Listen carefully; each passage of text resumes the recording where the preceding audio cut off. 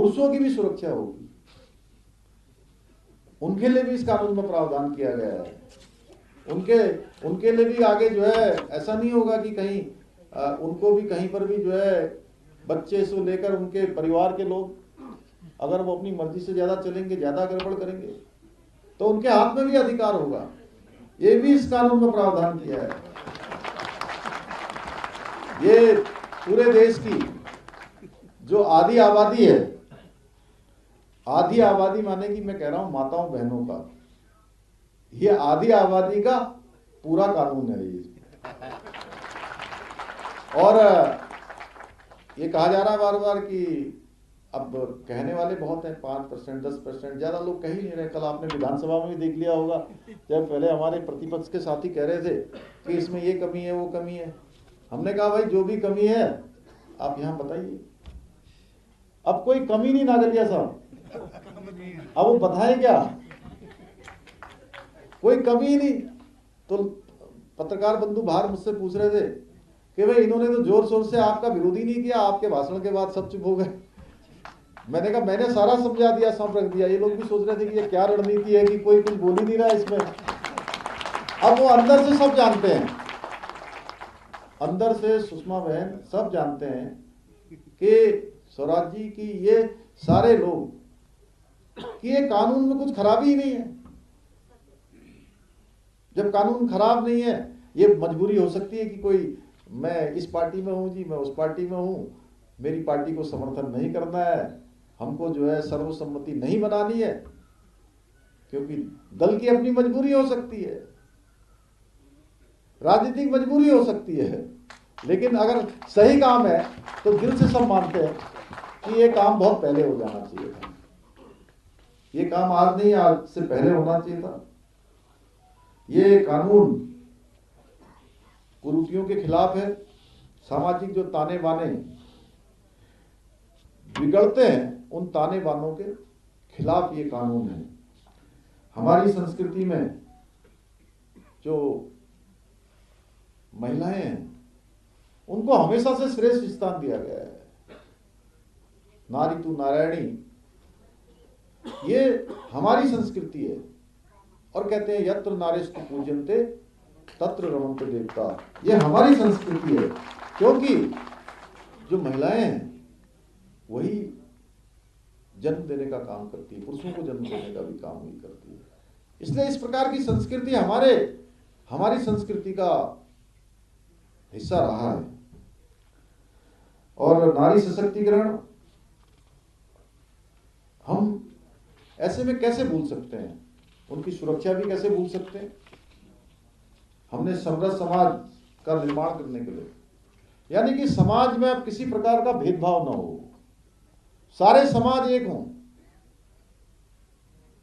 किसी को इस आधार पर भेदभाव नहीं किया जाएगा कि कोई इस जाति का, कोई उस पंथ का, कोई इस धर्म का, कोई इस समुदाय का।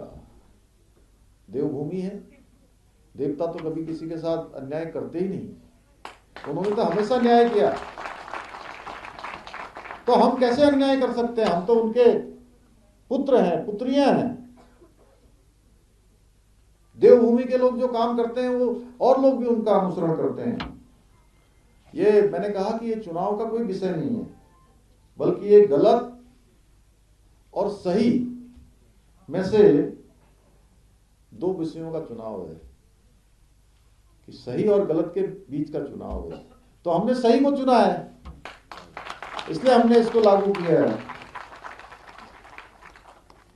एक भारत श्रेष्ठ भारत, और ये तभी हो सकता है जब देश में सबके लिए एक समान कानून हो, सबके लिए एक समान व्यवस्था हो, कोई भेदभाव ना हो और सबको बराबरी का मौका मिले।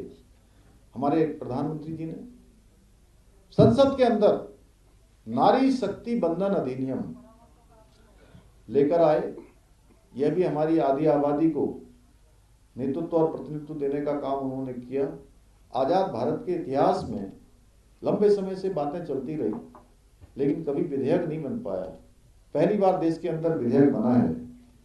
हम भी राज्य में 30% का आरक्षण हमारी मातृशक्ति के लिए, महिलाओं के लिए सरकारी नौकरियों में हम पहले लेकर आए हैं।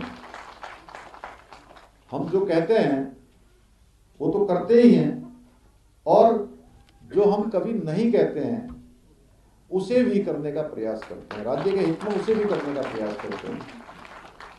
अब आप देख लीजिए, कल का जो यूसीसी विधेयक पारित हुआ है, नकल विरोधी कानून है, धर्मांतरण करवाने वालों के लिए धर्मांतरण का कानून, जो पहले यहाँ धर्म परिवर्तन करवाया जाता था देवभूमि में, वर्षों वर्षों से चल रहा था, इसको रोकने का काम किया है हमने।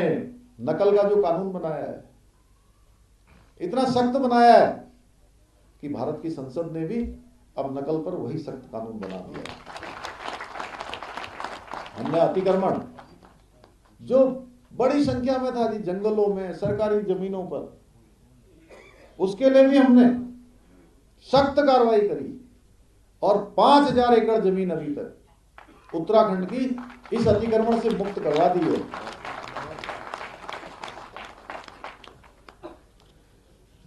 इसके साथ साथ भ्रष्टाचार पर भी हम कार्रवाई करने से पीछे नहीं हटे हैं, वो कार्रवाई भी हमारी लगातार चल रही है। 1064 जो एक हमने नंबर जारी किया हुआ है, उस पर कहीं से भी, किसी स्थान से भी अगर शिकायत आती है, केवल फोन करके बताने की आवश्यकता है। अनेकों कार्रवाइयां हो रही हैं, आप लोग अखबार में पढ़ते होंगे, कभी इस यहाँ हो रही है, कभी वहां हो रही है, और ये कार्रवाई और बढ़ने वाली है, क्योंकि हम भ्रष्टाचार मुक्त प्रदेश भी चाहते हैं। इसकी हमने शुरुआत की है। ये जो काम राज्य स्थापना के 23 साल पूरे होने पर 24वें साल पर हम आ गए हैं, जो काम शुरू नहीं हुए थे उन कामों को भी हम शुरू कर रहे हैं, उसकी भी शुरुआत कर रहे हैं।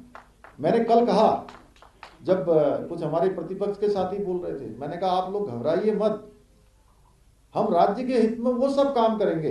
ये मत सोचिए कि आज विधानसभा का ये विधेयक पारित हो रहा है तो सारी चीजें यहीं पर पूरी हो जाए। पुरुषों की भी सुरक्षा होगी, उनके लिए भी इस कानून में प्रावधान किया गया है।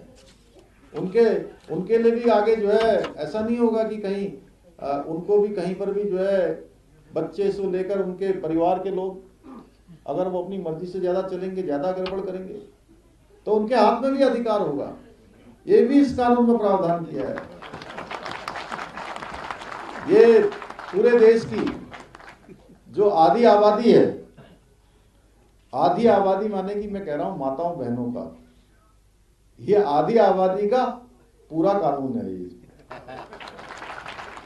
और ये कहा जा रहा है बार बार कि अब कहने वाले बहुत हैं, 5%, 10%, ज्यादा लोग कह ही नहीं रहे। कल आपने विधानसभा में भी देख लिया होगा, जब पहले हमारे प्रतिपक्ष के साथी कह रहे थे कि इसमें ये कमी है, वो कमी है।